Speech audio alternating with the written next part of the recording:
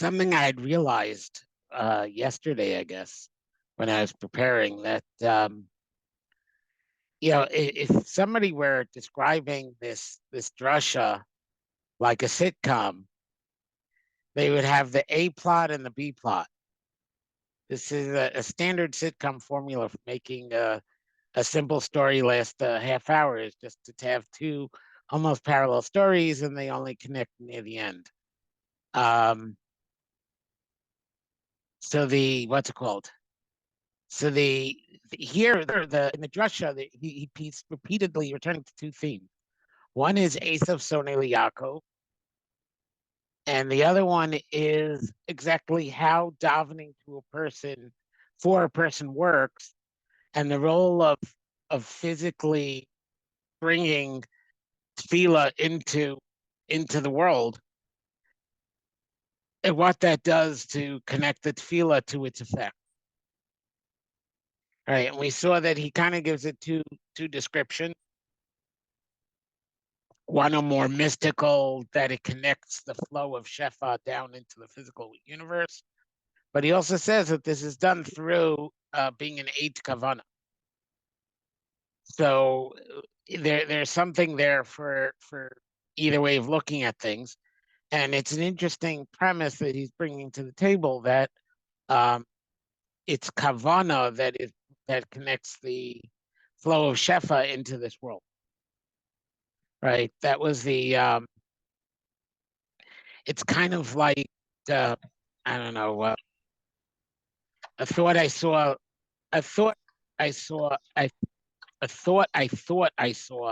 in the first chalik of Nefesh HaChayim, when he talks about the fact that only the human soul, only the nefesh of a human being has connection to all the olamos.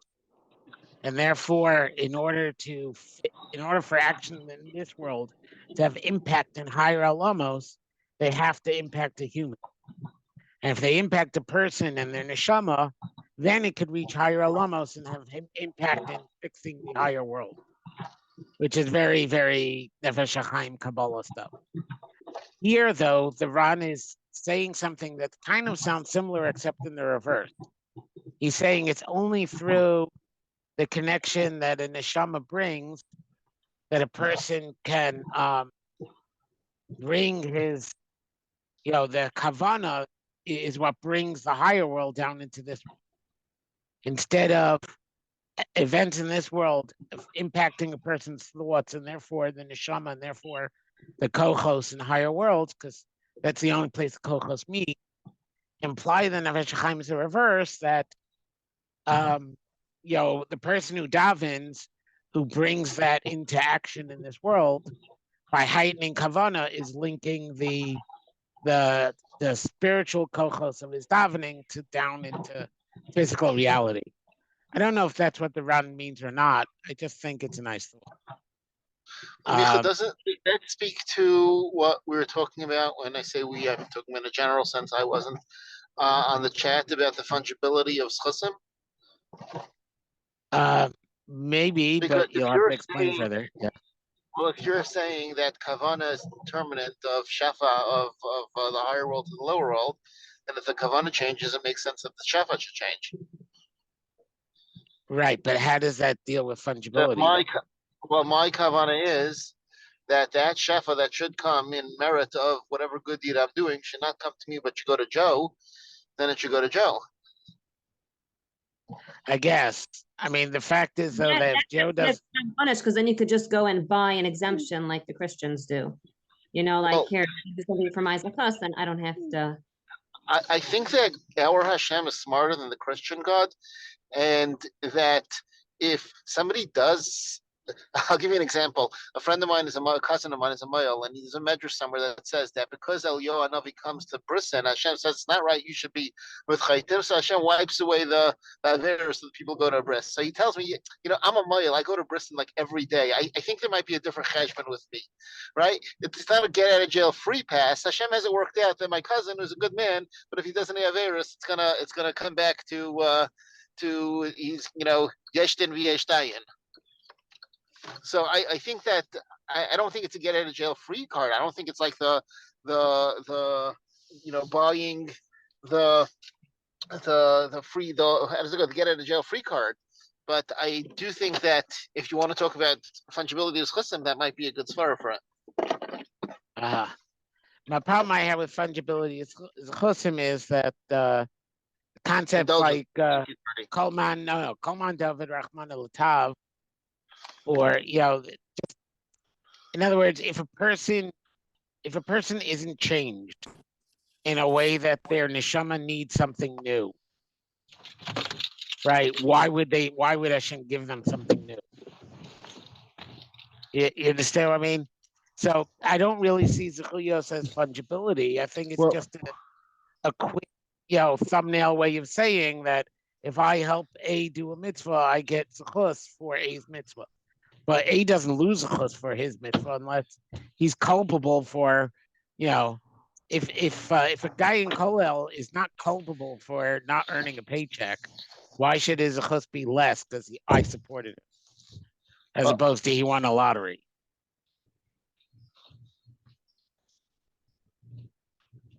Right? I mean, the learning. I hear the question. Yeah.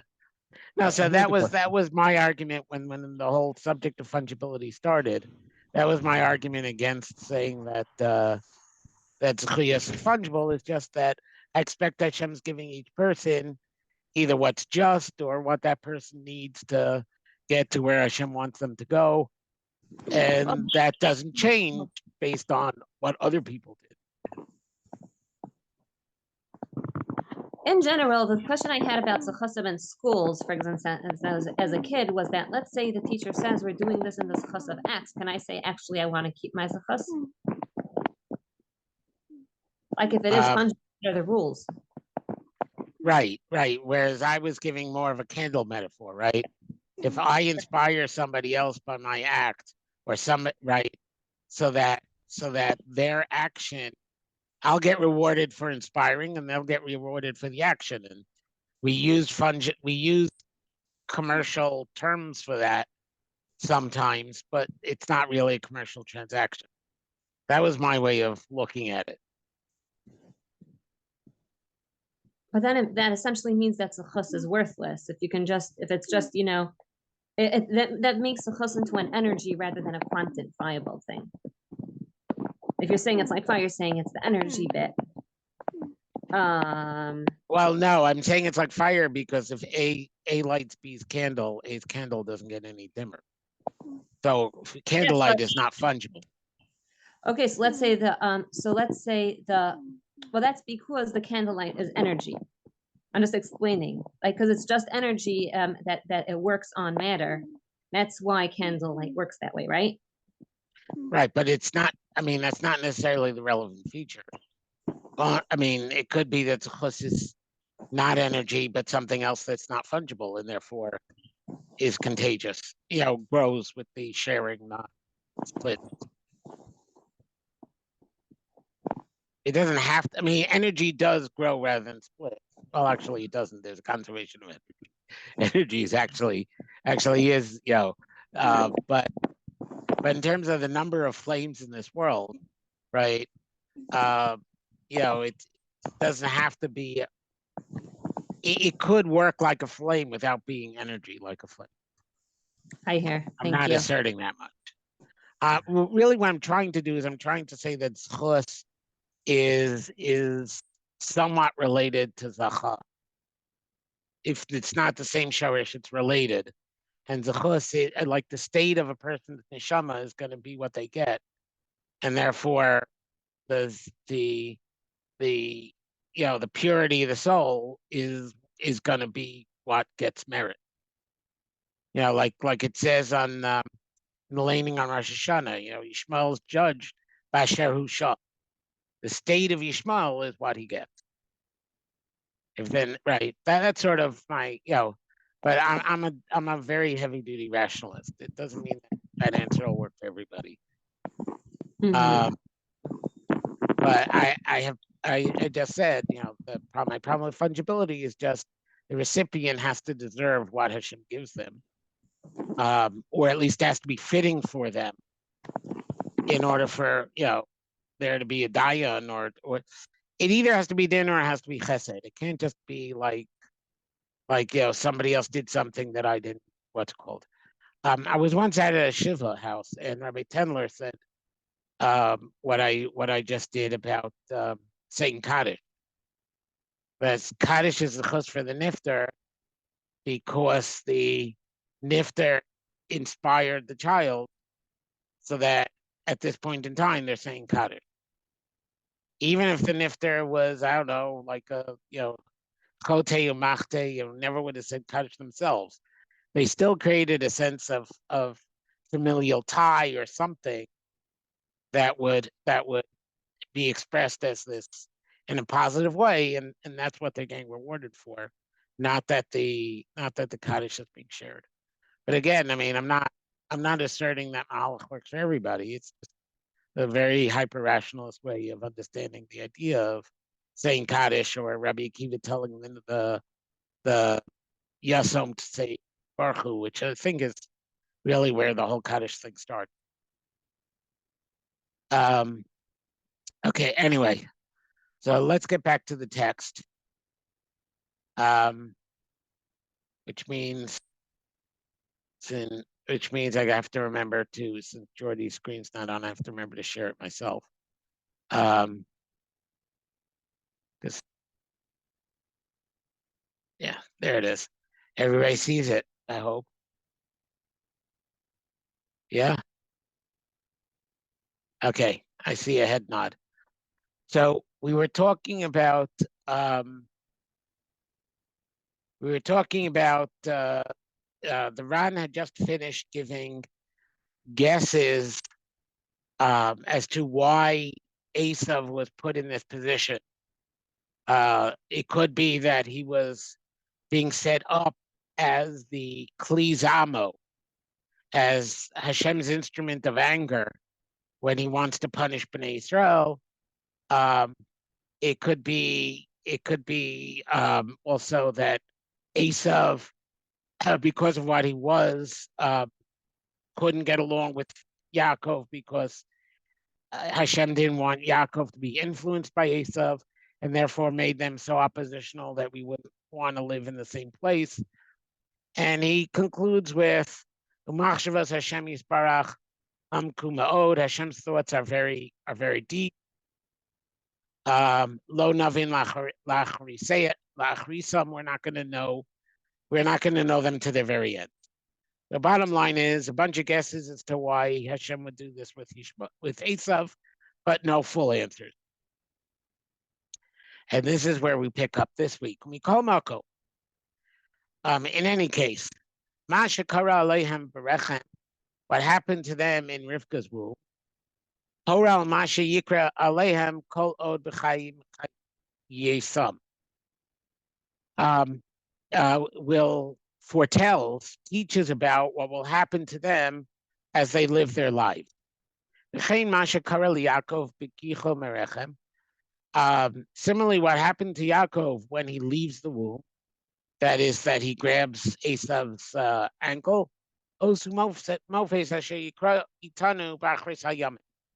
is a sign and a wonder about what will happen to us in the end of days.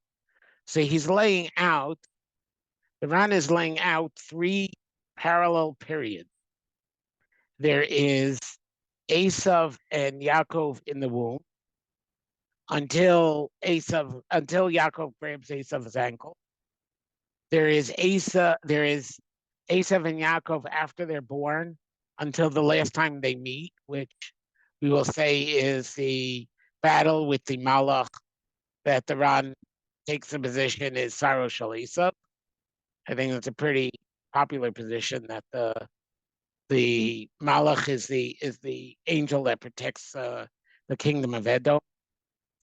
And the third period is what the current Galus through Mashiach Tzeit.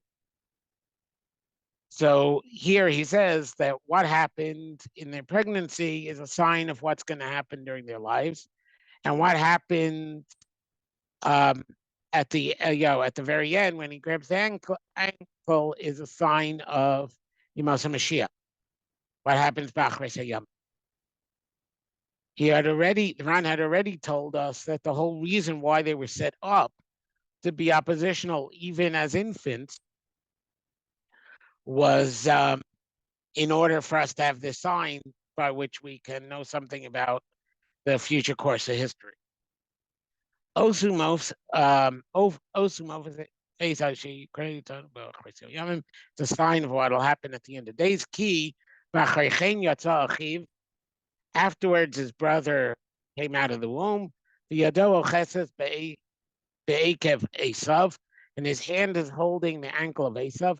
Yikrashimo Yaakov, so they called his name Yaakov. So Yaakov is called Yaakov because he grabs the Akev of Eisav, which means that the name Yaakov in this paragraph actually refers to the fact that we are going to be the bringers of the Messianic era. The Ein Safek, Kilo Haya Zeh outside of Mikra. There's no doubt that this didn't happen by accident. Ki Ochiach Hashem es Yaakov v'ma shenitchased imo.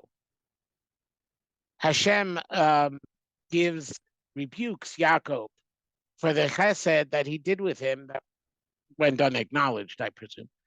So Omar Hashem says through Hosea, "Babeten okev es achiv." In the womb, you seize the brother by the heel. Uva ono Sarah es Elohim, and when you were in the height of your strength, you took mastery over a angel.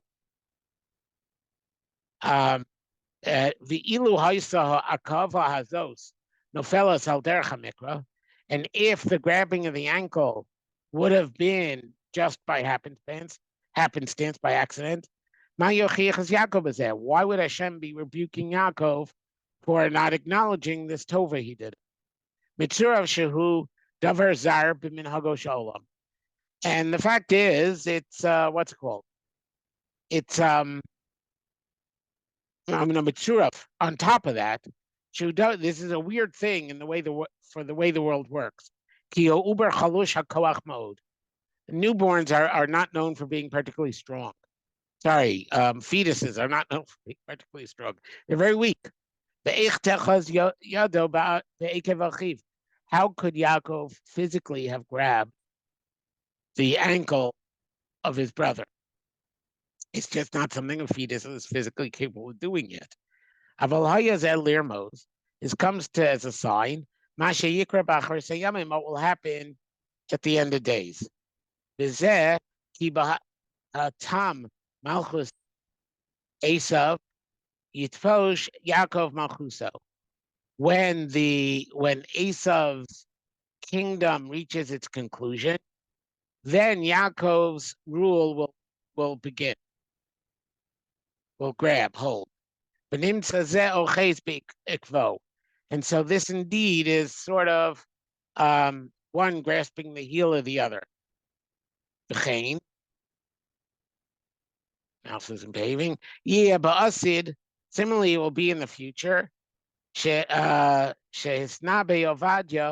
Ovadia, who biologically came from Eisav, he gives Nevuah to Edom, to the nation that he left when he became a ger.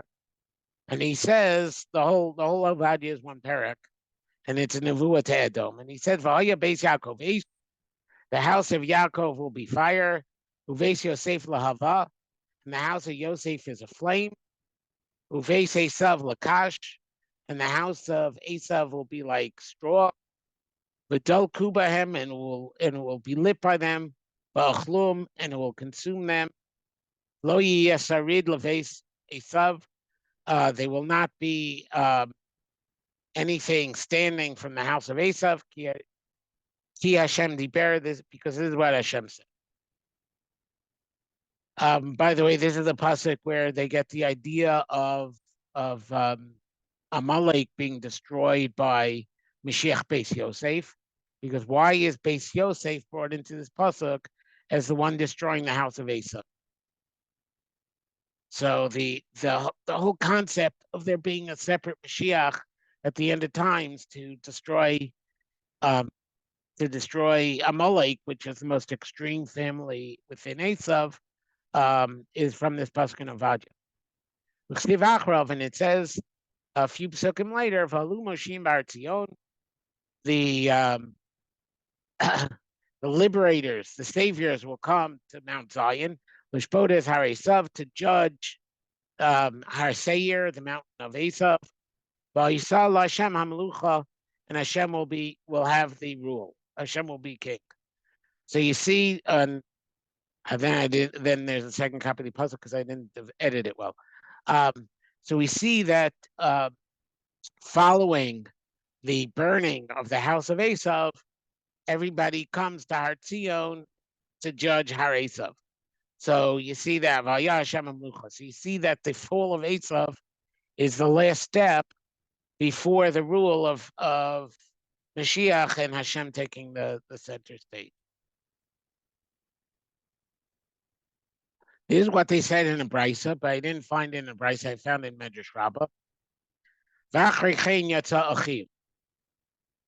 So this is our pasuk. Afterwards, his brother came out. Hegmon echad sha'al l'chad min Elaine devein Siloni. So the local hegemon, a general or something of that, local ruler. Hegemon's more like a governor, right, John? I only know the word from Ender's Universe, so I kind of went to John to figure out what the word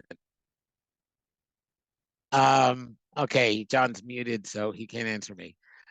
Okay, so some hegemon, some ruler, Roman representative, asked one of the bright stars of the house of Silo, Amar Lo, and said to him, Mito face hamalchus achrenu, who's going to rule after us, after the Romans? Having the Yara Chalak, so this young star brings a piece of clean paper, v'natal kumas, and takes a pen, v'kasav alav, and he writes on it from this pasuk, v'yado chazes ba'ikev, that his hand will grab the ankle, right? His hand was grabbing the ankle, meaning Yaakov comes after Eisav. See, these are old ideas from a new sage, from a new elder. This is, by the way, why I translated Elaine as one of the young stars, because he's a Zakein Chadash. Even though he's called a Zakein, he's new. So Lodiacha Kamatzar Nitzdaros Tzaddik. So you see how much pain was brought on this tzaddik. Hine Mavur, Timashe Akav Achiv Beten Hayamechuvan Leinya Lo Mikra. This business of Yaakov grabbing his brother's ankle in the womb was intentional for the issue. Was specifically for this purpose. Lo mikra, and not an accident, not serendipity. L'zeh korei Hashem b'tochachosav liYaakov masha akav esachiv. And therefore, this is what Hashem calls when he rebukes Yaakov about grabbing his brother's ankle. Moshe Hizkir, like Hosea says, "Babeten akav esachiv ubeono Sarah es Elohim." Like we saw earlier, in his womb, he grabbed the ankle of his brother, and in his dreams he conquered the brother's angel. Okay, Avaladayin tzarich biur, but things still need explaining. V'hu kimasha Sarah es Elohim bono. This business about conquering winning over the angel when he was in his full strength. It was something that had benefit in and of itself. because this angel was the star of Eisav. The heavenly representation of Eisav. Moshe Hodiono, Rabbeinu, like Chazal say in the Medrash Chuma, B'chisara Allah, B'chisara Allah, and when he overpowered him, subdued him, ruled over him. It's the same sharish as the name Sarah, right? It's Shrara, it's rule. Hora Shechni Leval Yanage Mashalo Beisav. So he shows that the angel stopped fighting, doesn't contest, doesn't resist, Yanaged, doesn't oppose his ruling over Eisav. Aval Hiskim ala bracha asher bercho Yitzchak. So Eisav Sar gives his stamp of approval, his stamp of approval on the bracha that Yitzchak gave Yaakov. Kamo shehu amor, like it says in the pasuk, Vayishal Yaakov. Yaakov says, "Vayomer Agida na shemecha, give me your name. Vayomer lama zeh yishal ishmi. Why are you asking for my name? Vayivarech oso sham." And he gave him a bracha there. V'zehu al derech ma shamru Rabbeinu zal. This is what Chazal say in the Mechilta. Ein HaKadosh Baruch Hu nifra min ha'uma ad shenifra me'Elohei atchila. We saw this earlier, that Hashem, when it came to Hashem judging the gods of Egypt, that Hashem doesn't exact payment from a nation until he exacts payment from its gods. So now we just switched to the B story, right? We went from the topic of Yaakov and Eisav to the topic of how to connect this world to what's going on in the higher world, right? So once a nation leaves HaKadosh Baruch Hu to follow angels, to follow lower forces, then Hashem doesn't have to, but Hashem's way of acting is to take down those lower forces and thereby weaken the nation that he's about to attack. So therefore, Hashem exacts payment from the nation, from the gods of the nation, before he exacts payment from the nation itself. So what Hashem did to the gods of Egypt before killing Mitzrayim, he's saying there's a parallel there in Yaakov attacking Sarah Shal Eisav as a way of getting at Eisav. However,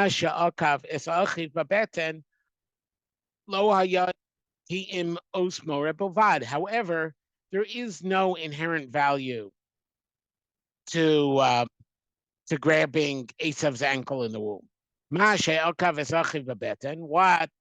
the whole thing of grabbing his brother by the ankle in the womb, was only a sign to teach. Lo inyan moel ba'atzmo, it has no effect or benefit in and of itself. It's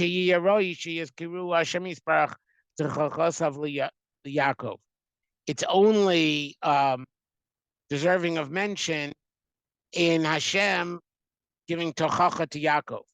So the only way that it has any benefit is that Hashem tells Yaakov what it means and what he should be appreciating about it. So it's a kind of empty sign. So he wants to understand what was the point of grabbing the ankle, and that's the next paragraph. Okay, so Vulai Zeh Nimshach Lamasha Kasav Ramban Zal. So you notice the Ramban says it in a number of places.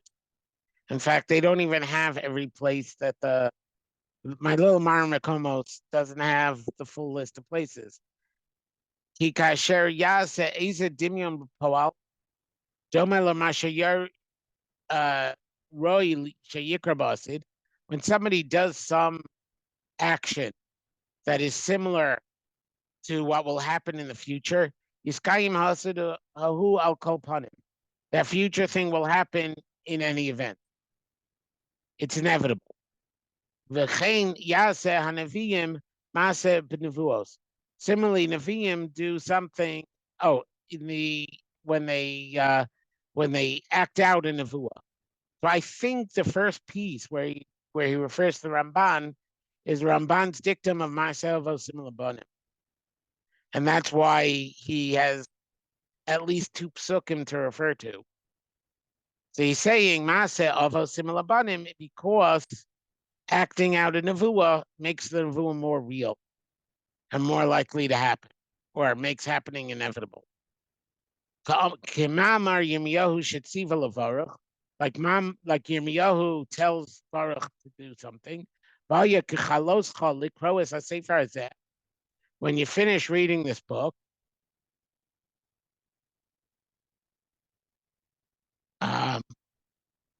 tikshara love even, tie it to a stone, v'yishlachto el toch paras, and throw it into the river Prat.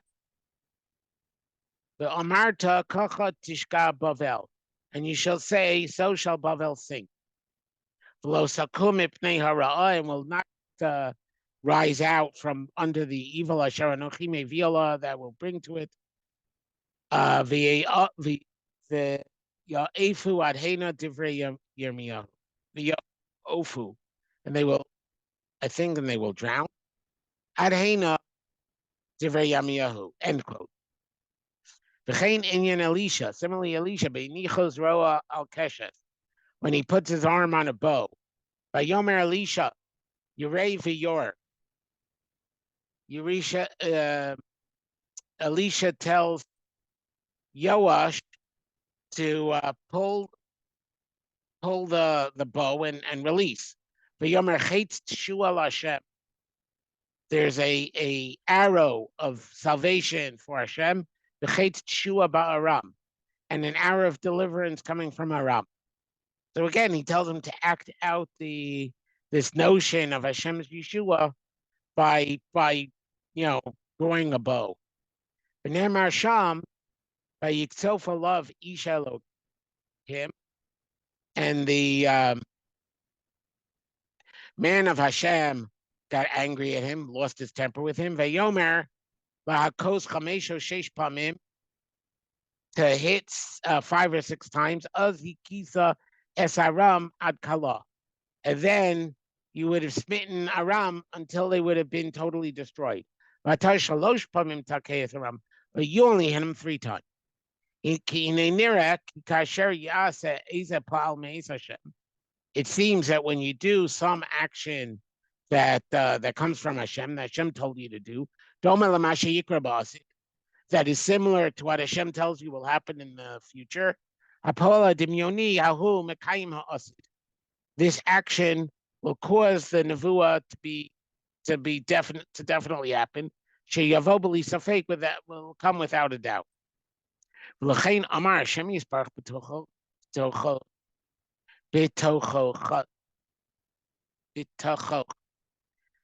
say the word techosav in his rebukes? Im Yaakov ki achesed imo. You just said it. I'm just saying. Okay, Hosea says that when he rebukes Yaakov for not understanding what a great thing it was that he caused him to grab Eisav's ankle in the womb, he says, ki achesed imo, because the chesed is with him. Shebetza amarto v'tachli k'zeraso shetafis sheyitfos Yaakov malchus. It was his decree. He's guaranteeing his decree that Yaakov will grab the kingdom at the end of time. The Yemei Malchus Eisav b'terem zmano posek. Before the time should have run out. Mishum shekvar tavsu livnei sofo be'akvo. Just as Yaakov grabbed Eisav's ankle before the end of their pregnancy, before the end of their gestation. So he's saying now that the whole thing about Yaakov grabbing Eisav's ankle was, first of all, manipulated by a Kadosh Baruch Hu, because fetuses aren't capable of such things on their own. And the point of it was so that the nevuah about Mashiach coming before the year 6000 or before Edom's time runs out, whatever that means, assuming, just sounds like it's similar to the has to come before the year 6000 thing. But whenever it is, before the end of Eisav's time, is guaranteed by this nevuah coming with the action of Yaakov grabbing Eisav's ankle. So now he's making the argument that this is why they had to start fighting before they were even born, because all that was part of Hashem's mechanism for bringing the reality of Mashiach coming early on the heels of Malchus Edom, so to speak, into the world from the beginning of history, from back when Eisav and Yaakov start their lives. Aval Omru Masha Akav Achiv Bebeten. They say that about his brother grabbing his ankle in the womb. Oh no, sorry, grabbing his brother's ankle in the womb. Remez Lamashes Navi Ovadia, Vaya Beis Yaakovish, like we saw before. Beis Yaakov Lahavo, Beis Tash. Yes, I don't know why I quoted the whole thing twice. Viratza Hashem Yisparach. So, and Hashem wanted from there, Sheyasem Yizeh Remez B'Poal, they would make a sign in actuality, Kadesh Yiskayim Al Kol Panim, so that this will happen in any event. Ki B'Chaloso Kehatam Paposhim, when the time of the sinners is ended, is cut off. Yimloch Melech b'Yisrael, a king will rule in Israel. Yoshev al Kitzei Hashem, Yisparachem will preside on the throne of HaKadosh Baruch Hu. Amnam. Davar Elu Hapolim HaDimyonim. This whole matter of symbolic acts, of similar acts, Mekaimim Ha'asid Al-Panim, that they guarantee that event would happen in any case. Kedivrei HaRamban Zal, the way the Rambam says, mitmia, it's surprising. What he's about to do is he's about to introduce a havamina.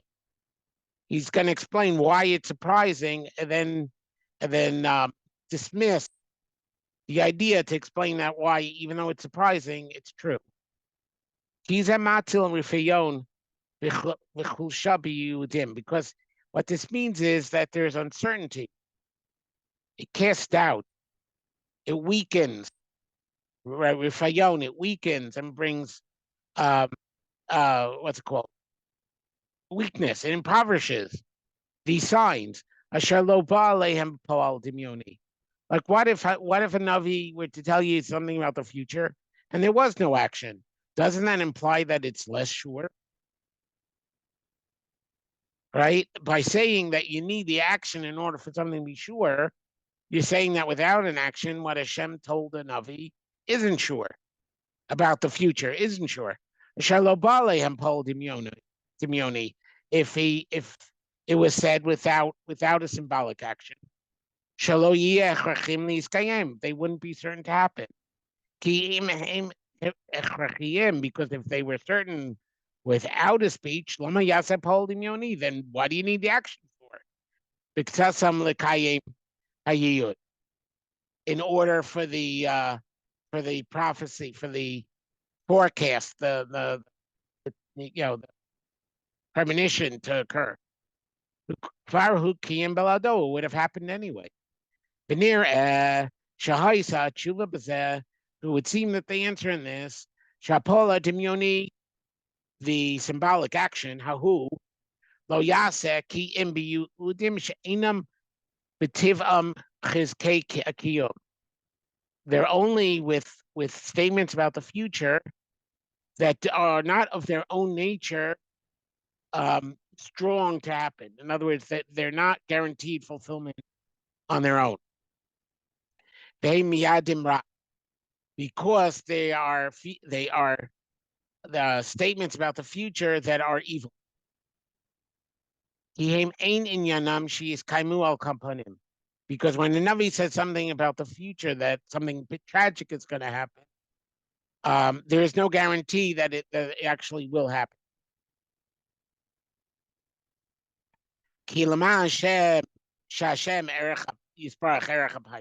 Because Hashem is slow to anger. If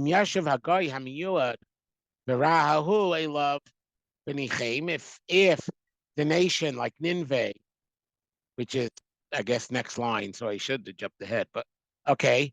If a nation were to return to Hashem, he would have Rahmanis on them. Yashiv me aleihem apo, he'd return their anger. Kasher like we see in Nineveh and Yonah.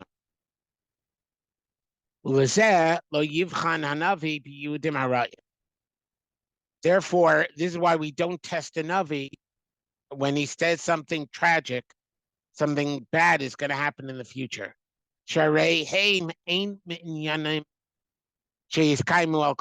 Because events, prophecies about tragic things in the future are not guaranteed to happen in any, unconditionally.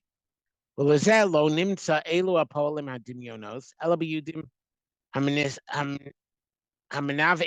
therefore we don't see such actions when the forecast is good, only in forecasts of evil. Amro, like we see in Yirmiyahu, so shall Bavel sink and will not rise again, like we saw earlier. Aram came. Also, the same thing about Aram. Im haya yeyud tov liyoash melch Yisrael, even though it was something positive, from Yoash's perspective, because the prophecy was about Aram, from Aram's perspective, it was tragic. Umi Yodea, who knows? Maybe Aram would have done tshuva, v'nichem, and they would have been consoled. V'hishiv Hashem yitzparach me'alav apo, and Hashem would stop being angry at them.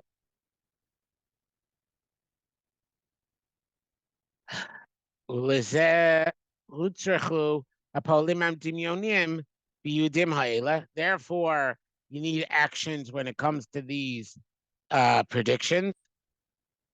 Aval hayir atov lo yitzarech lefalai dimyoni b'kuyam. But forecast of good does not require any symbolic action to make it happen. So, where Rambam says that Rambam, when it discusses testing a Navi, only discusses testing a Navi about when he says something in the future is going to happen, and it's good, and it happens. Because Hashem doesn't renege on a promise of good, only on a promise of bringing punishment. So Duran is adding a second possibility that if Hashem accompanies the prophecy with some physical action or telling the Navi to do some physical action, then that too is guaranteed to happen.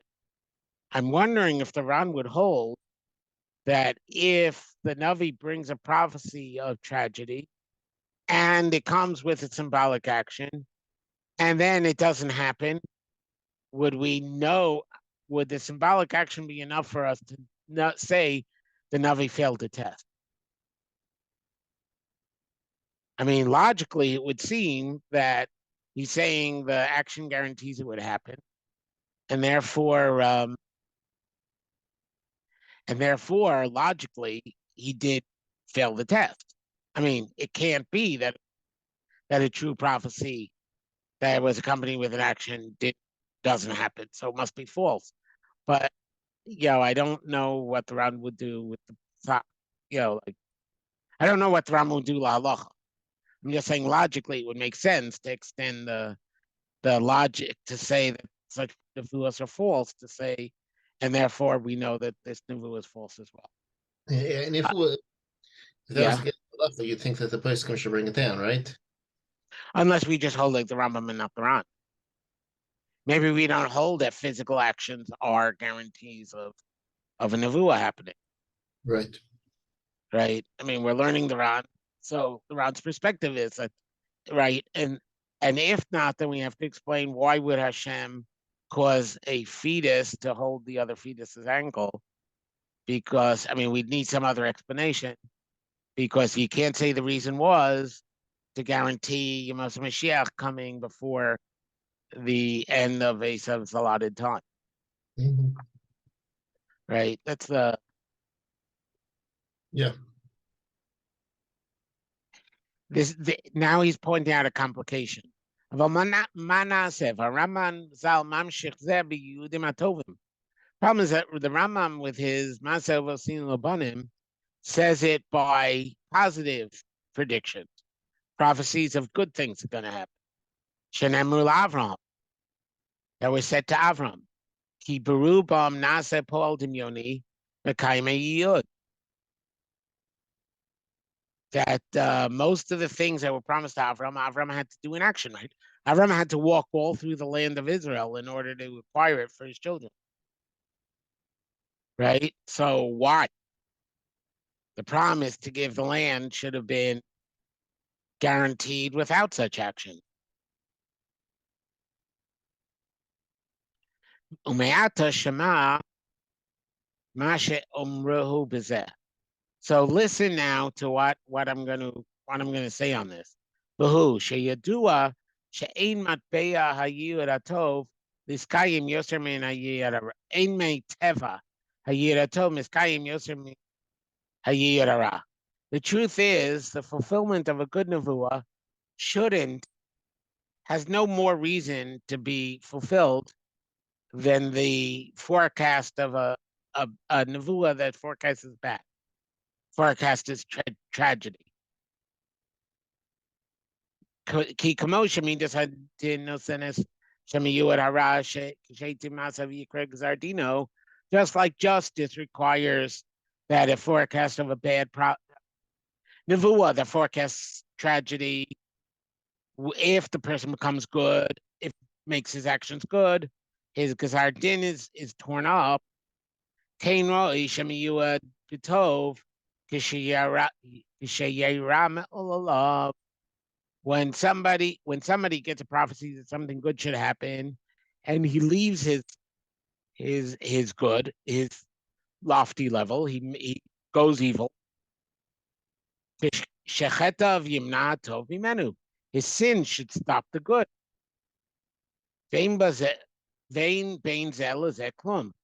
There shouldn't be any difference. Just as Hashem wouldn't give the promised tragedy to somebody who changes ways and no longer deserves it. Hashem shouldn't give his promised boon to somebody who made his actions worse and lost the zechus. Just to tie to our earlier conversation, I lost the zechus to get whatever the good was.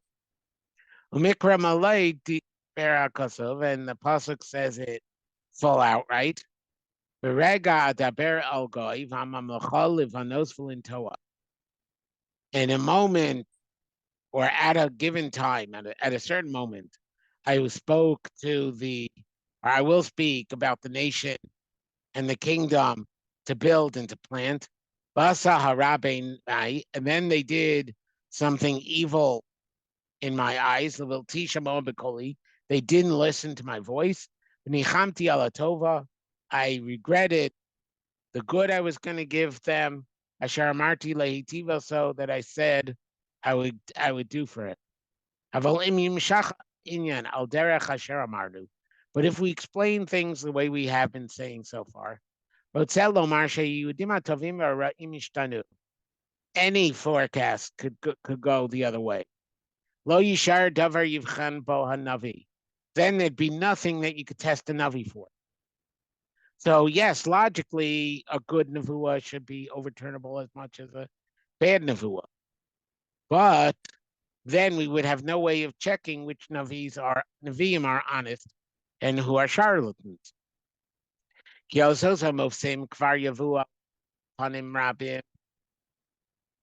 because the what's it called?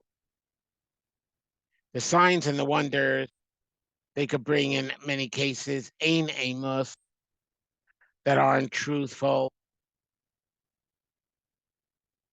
Oh man, this is really ein amos bahem. And ein, yeah, ein amos bahem. Right? There is Lizahaya min ha'echrech. What? No truthfulling, no truthing. No provability, I was thinking. Okay. No proof power. Okay. Lizahaya.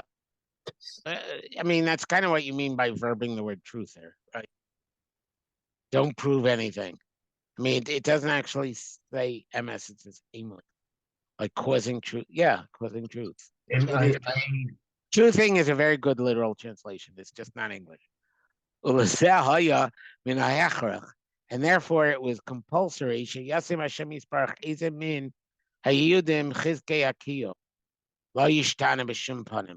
Therefore, Hashem had to give that there's some kind of forecast that would never change in any circumstance. So why couldn't it have also been the evil for the forecast of tragedy? Because Hashem was never going to do something bad to somebody who just did tshuva. He came I'll call upon him. Therefore, it was compulsory that Hashem would choose happy events as the thing that would never be overturned. Because if he didn't pick something, there'd be no way to test a Navi. So this is why I raised the question before about what the Ran would say about a sign with an action. Because he could have said that any nevuah without an action could be overturned, and therefore you only test nevuahs, you only test a Navi if he gets a nevuah and he's told to act on it. And that would be a test that the Navi is telling a Navi emet. Because the second he acted on a nevuah and it doesn't happen, then he's a Navi sheker. Why make the chiluk between a prophecy of something good happening and a prophecy of something bad happening when he already has the chiluk of a nevuah without an action and a nevuah with an action? What does he mean when he says im lo yosir davar lo yuchal chumona navi? He just said there was another davar.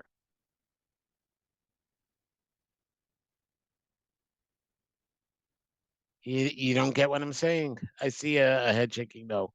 So unmute and explain. You're asking a question, what he's saying?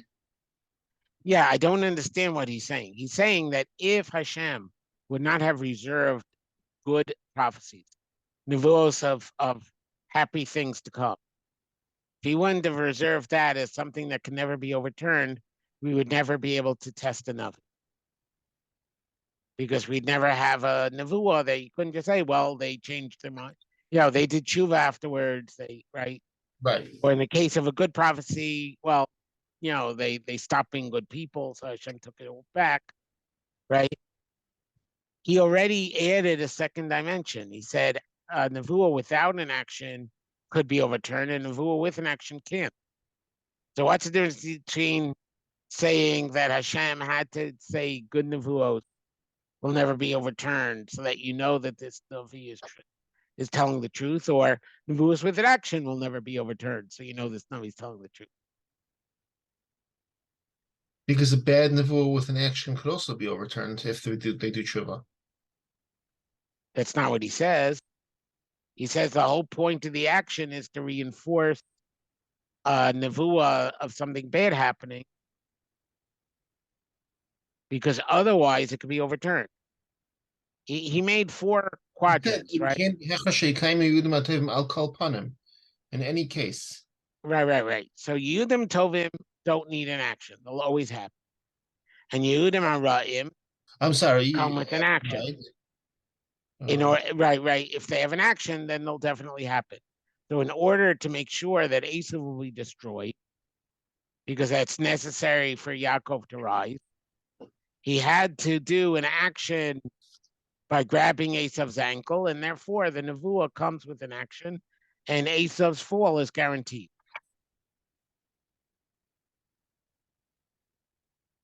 But once you say that a nevuah could be guaranteed by adding an action, then why do you need to say that?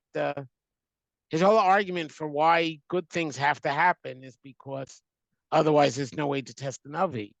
But then he says there's another way that a nevuah has to happen. So it's not the only way to test the Navi.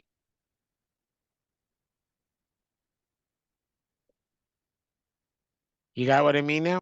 I think so. Right? He had said there's there are two cases where where a nevuah is guaranteed to happen. Either it's something good is going to happen, or if something bad's going to happen, Hashem could add a symbolic action, and through the symbolic action, it guarantees that it will happen. And why do nevuahs is something good guaranteed to happen? Because otherwise we wouldn't be able to test another. He wasn't going to say that a nevuah for bad has to happen, because then tshuva can't be rewarded. So instead, doing averos after Hashem promised you something good is going to happen won't take away the good. I hear you. Right? Just so that we could test Nevi'im. But he gave you another way to test the Navi. If the symbolic action is a way to test the Navi. So that's why I was wondering if he's saying that even though from the logic it would seem this is a valid way to test the Navi, halachically it's not a way to test the Navi. And that's why he needed the Davar Tov to be reserved. But then why? Because the logic would still say that a Navi who said something bad happened and said, Hashem told me to do this and this to make the nevuah physical. We know he's lying if it doesn't happen. You know, like, so I'm missing, there's a piece I'm missing here. That's what I'm spelling out. There's something here I'm not getting. I didn't reach the end in my preparation either, so. So probably the answer is coming. Maybe the physicality, the sign part, not actually a nevuah. And therefore, if it's not actually nevuah, maybe it can't be part of the authentication process of the Navi. Well, he so far brought two examples, right? Our case, it's not a nevuah. It happens miraculously. With Yaakov and Eisav. Right. And then all the examples he brings are cases where the Navi is told, do this and this, or tell the king to do this and this. Yeah, no, I understand. What I'm saying is even when the Navi is told do X, Y, or Z, do the bang and the arrows, and that but maybe that's not part of the I don't mean that the telling is not part of the I mean the actual physical act is not part of the nevuah. Mm-hmm. I don't know. Grasping at arrows, I don't know. Well, don't grasp at straws because in this week they burn. Yeah, fair point. Okay. Okay. I'm going to stop here. He's about to bring a problem with the Ramban, because the Ramban brings oh no, we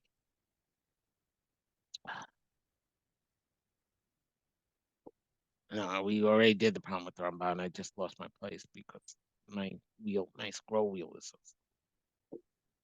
okay. So we're going to have to now discuss what's it called? We're going to discuss more this principle of what causes the relationship between nevuah, something happening. These four quadrants are going to be continued next week. So we're going to need a little review to keep things straight in our heads before we plunge into the material next.